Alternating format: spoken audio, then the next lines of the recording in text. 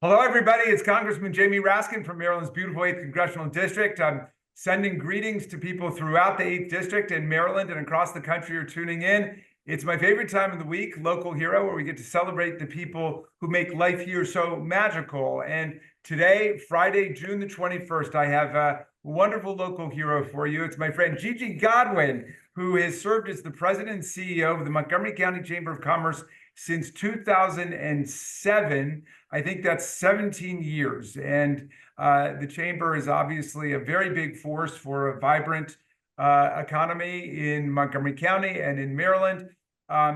Gigi has served as the treasurer for the chamber's community foundation, which sponsors the National Center of the Veteran Institute for Procurement, VIP, which is very important to vets here, and the Public Safety Scholarship at Montgomery College, and a bunch of other efforts. Gigi's own background includes time spent in the federal government on Capitol Hill, in business and not-for-profit and local community, but she is above all a civic activist, somebody engaged in our community and somebody who wants to see everybody thrive and prosper. She served on the Montgomery College's Board of Trustees from 2006 to 2011.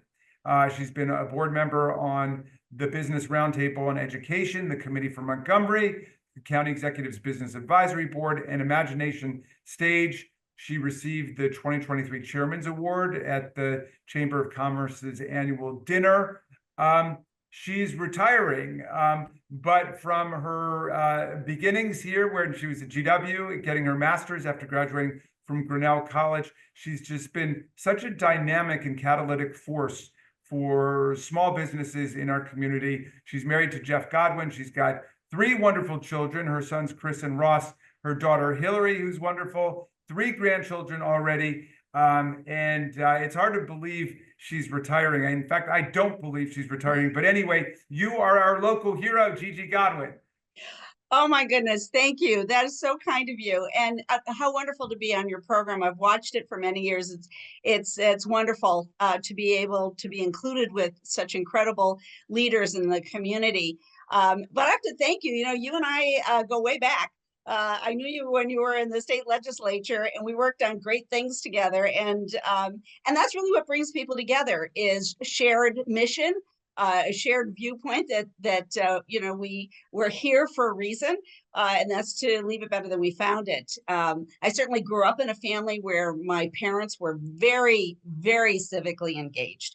And my 2 sisters and I, and then, and our spouses and our children but naturally are the same way. And so, I came to Washington, as you mentioned, for my master's degree, but I came here because I thought this is the place to be to change the world, right?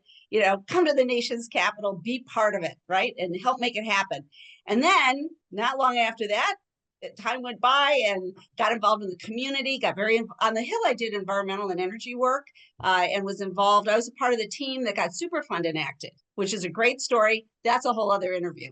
But anyway, and then in the community, I got very involved in education trying to help the school system and all of that.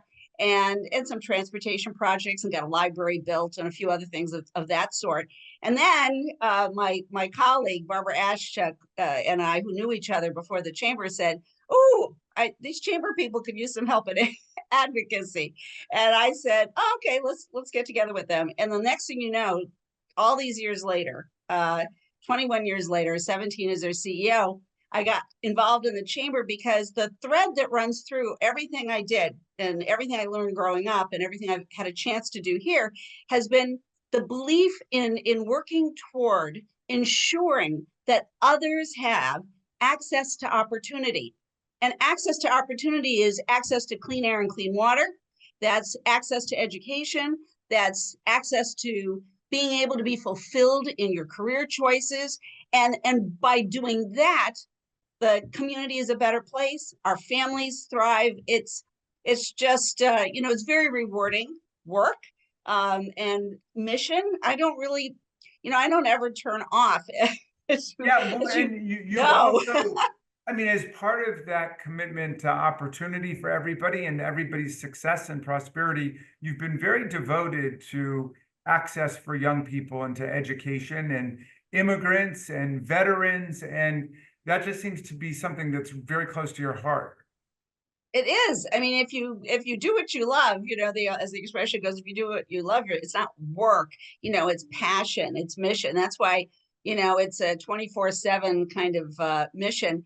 And I'm really proud of the work the chamber did. I'm proud of the fact that the chamber is a place where we've got, first of all, we got an amazing team, and at the chamber, the professional staff is just off the charts excellent. Not only are they capable, but they're committed to the mission, and that makes a big difference.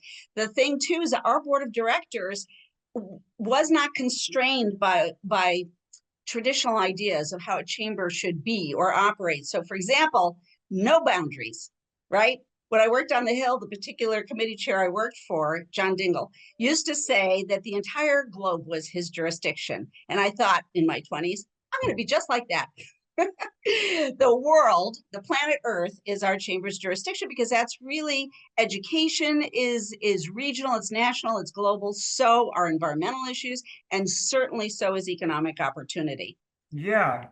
Well, say something about what it's like to represent the complete magnificent diversity of businesses here. I know sometimes people will say to me, oh, well, your businesses here are all just government contractors. But I mean, I know movie people, I know restaurant people. Seth Goldman created Honest Tea and Beyond Burgers. And I mean, there's all kinds of interesting business stuff going on here, right? It's not just government contractors, although that's an important part of it, right? Well, you're so right about that. We have everybody here, and a lot of times people say it's life sciences. It's that.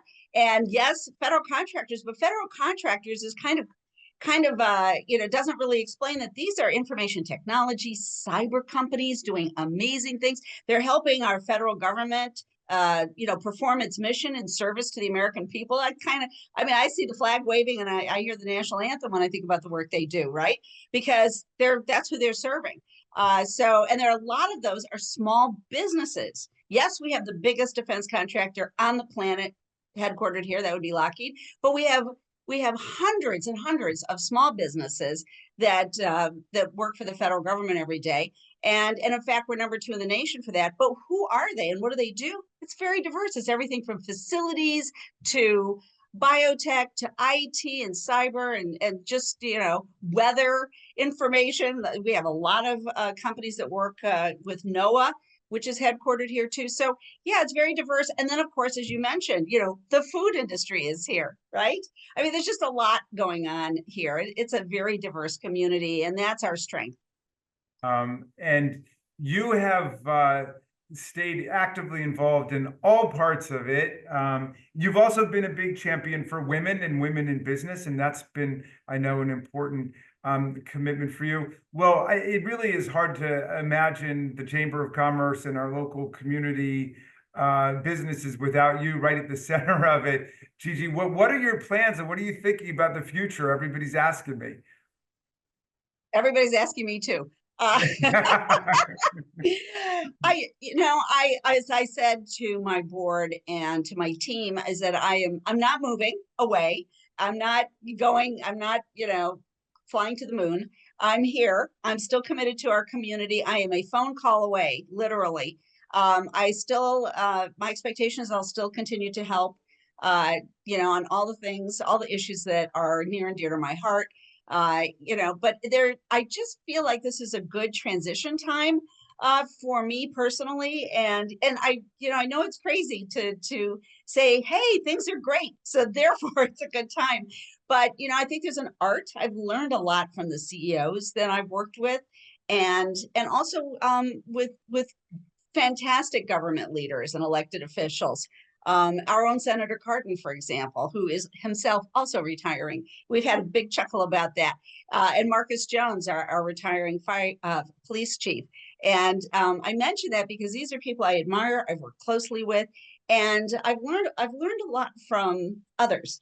And the best time to make a transition is when things are good, where the organization is strong, the community is doing well. There's always more work to do, and I'll be here to help. So I can just assure you of that. Well, that's beautiful. It's great to know you're not going anywhere. Gigi Godwin, who's the president and CEO of Montgomery County Chamber of Commerce. After 17 years, she will be stepping down. We salute you as our local hero.